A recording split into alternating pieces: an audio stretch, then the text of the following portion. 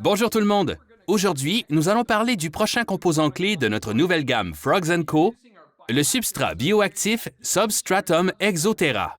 Donc, qu'est-ce que c'est bioactif? Je l'ai déjà mentionné quelques fois maintenant. Le but d'un terrarium bioactif est d'essayer de reproduire les relations symbiotiques que l'on retrouve dans la nature. Le tapis forestier n'est pas juste de la terre, c'est en fait un mélange de différentes matières organiques en décomposition, dont du bois, des feuilles et des déchets animaux. Parmi ces matières organiques, il y a l'équipe de nettoyage de la nature, ou ce que nous appelons les cohabitants du terrarium. L'introduction de la calambole, d'isopodes et d'autres invertébrés dans votre terrarium est très bénéfique et aide à décomposer les matières organiques en décomposition pour garder le terrarium propre. Le substrat Substratum Exoterra provient du sol riche en minéraux des contreforts du mont Aso, le plus grand volcan japonais actif. Ce substrat contient du charbon et est très riche en nutriments. La surface poreuse de chaque granulé est idéale pour le drainage et l'aération, soutenant du même coup la croissance des racines des plantes. La structure du substrat favorise une population saine de bactéries nitrifiantes bénéfiques. Le substrat Substratum Exoterra contient des bacillus latents, bactéries bénéfiques qui émergent de leur état latent lorsqu'elles sont en contact avec de l'eau et des déchets. Le mélange de bactéries bénéfiques et de charbon permet de combattre les bactéries nocives, la formation de moisissures et les mauvaises odeurs. Le substrat substratum peut être utilisé de 3 façons différentes, comme couche de drainage, mélangé à d'autres substrats organiques et finalement comme couche unique, soit quand on combine la couche de drainage et le substrat. Nous avons aussi découvert que le substrat substratum est aussi excellent pour l'élevage de colonies de calamboles et d'espèces tropicales d'isopodes. Voici 2 aménagements différents de terrarium bioactif. Dans le terrarium Tree Frog, nous utiliserons le substrat substratum comme couche de drainage, alors que dans le terrarium Dot Frog, ce sera le substrat de drainage biodrain. OK, comme nous l'avons mentionné, je vais utiliser le substrat biodrain comme couche de drainage dans le terrarium Dot Frog. Avant de l'utiliser, nous allons le rincer dans une passoire.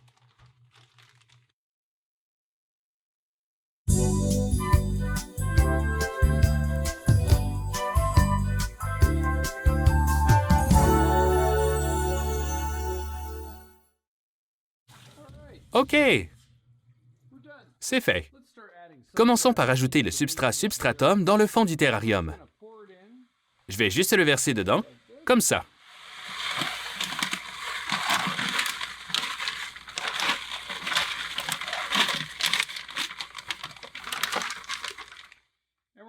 Puis, nous allons l'étendre uniformément pour créer une couche de drainage d'environ 5 cm, 2 pouces. C'était un sac de 4 kg, 8,8 livres.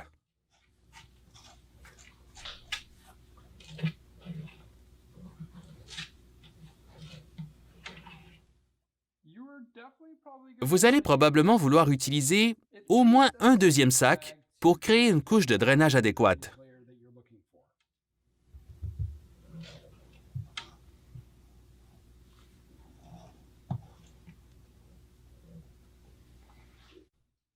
Donc, j'ai ajouté un autre sac de 2 kg, 4,4 livres de substrat substratum pour obtenir la couche de 3 à 5 cm, 1,5 à 2 pouces que je voulais.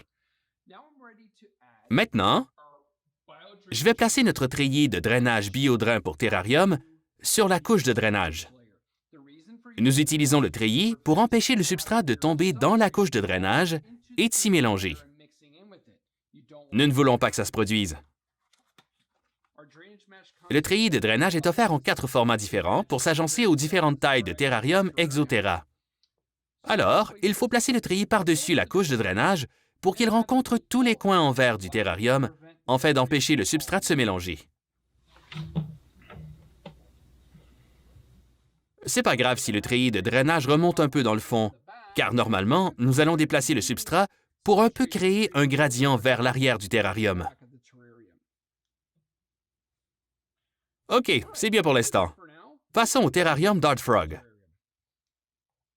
Ajoutons le substrat de drainage Biodrain dans le terrarium Dart Frog. Versez-le doucement. Ne versez pas tout d'un seul coup. Nous ne voulons pas une couche uniforme. C'est toujours important de s'assurer que la couche de drainage remonte par-dessus le drain. Il faut prendre en considération que la bande d'aération est un peu plus basse dans le terrarium Dart Frog que dans le terrarium Tree Frog. Il ne faut pas la bloquer avec le substrat. Donc, assurez-vous que la couche de drainage est un peu plus mince. Je dirais qu'elle devrait être au plus 2,5 cm, 1 pouce à l'avant. Vous pouvez toujours ajouter plus de substrat vers l'arrière, comme je l'ai mentionné pour l'autre terrarium. Ajoutons un peu de substrat.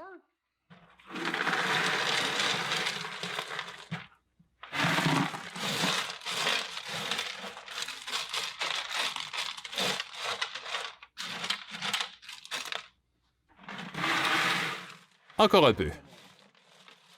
Encore une fois, étendez le substrat uniformément. Et nous en plaçons un peu plus vers l'arrière. C'était 2 sacs de 2 kg, 4,4 livres.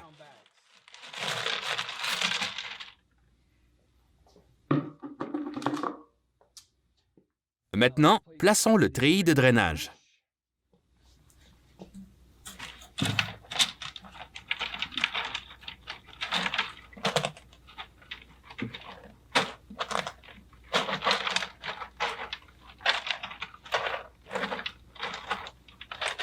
D'accord. Nous sommes maintenant prêts à mettre le substrat dans le terrarium. Commençons par faire le mélange bioactif.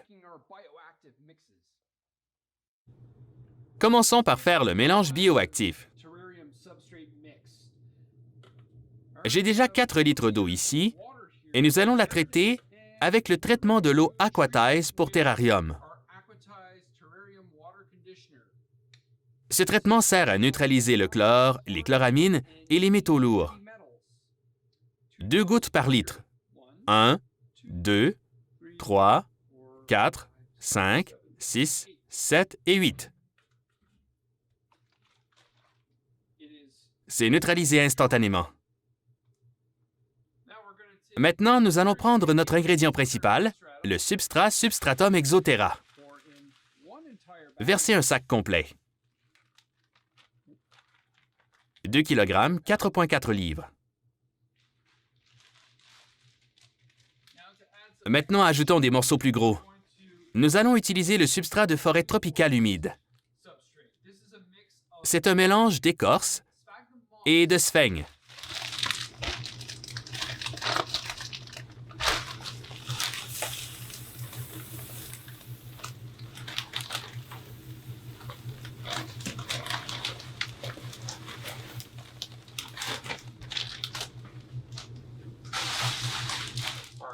Le prochain ingrédient est le tapis forestier équatorial, un substrat multicouche. Nous n'ajouterons pas les feuilles tout de suite. Vous pouvez si vous le souhaitez, mais nous allons ajouter le substrat de plantation qui vient avec les feuilles.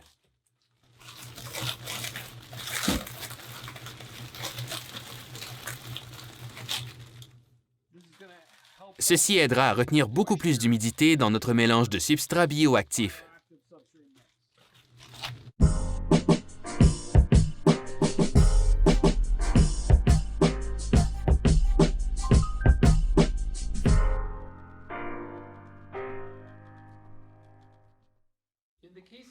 Pour ce qui est du terrarium Tree Frog, je vais utiliser ce très grand et gros morceau de bois, ou ce qu'on appelle de la matière inerte dans l'aménagement.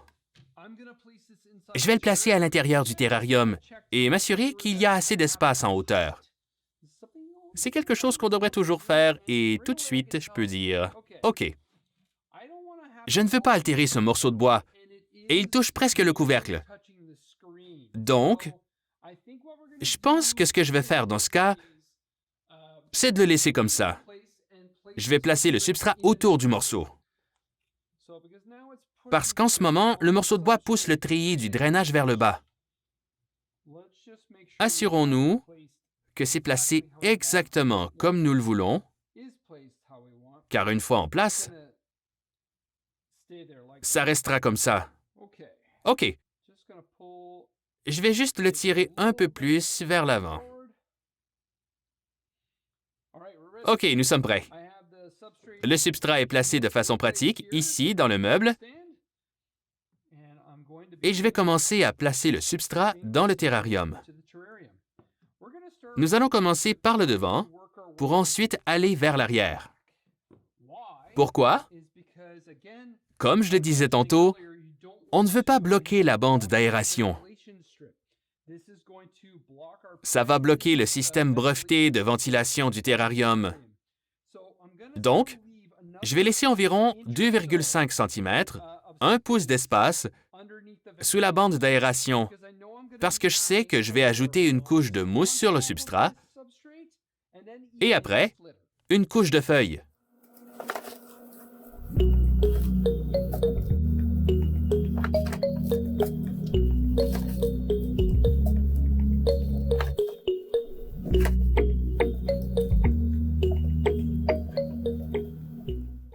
OK, c'est terminé. Remplissons maintenant le terrarium Dart Frog.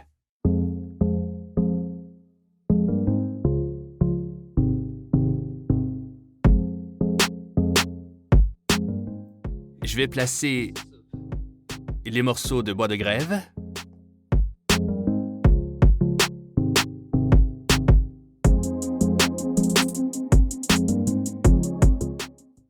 Voilà! Je vous ai montré les techniques de base pour créer une couche de drainage efficace et un mélange bioactif de substrat avec notre nouveau substrat Substratum Exoterra. Dans la prochaine vidéo, je vous présenterai la rampe d'éclairage TerraSky, une lampadaire efficace pour la croissance des plantes. Puis, je vous présenterai aussi quelques plantes à mettre dans ces terrariums. Merci d'avoir regardé la vidéo aujourd'hui et à la prochaine!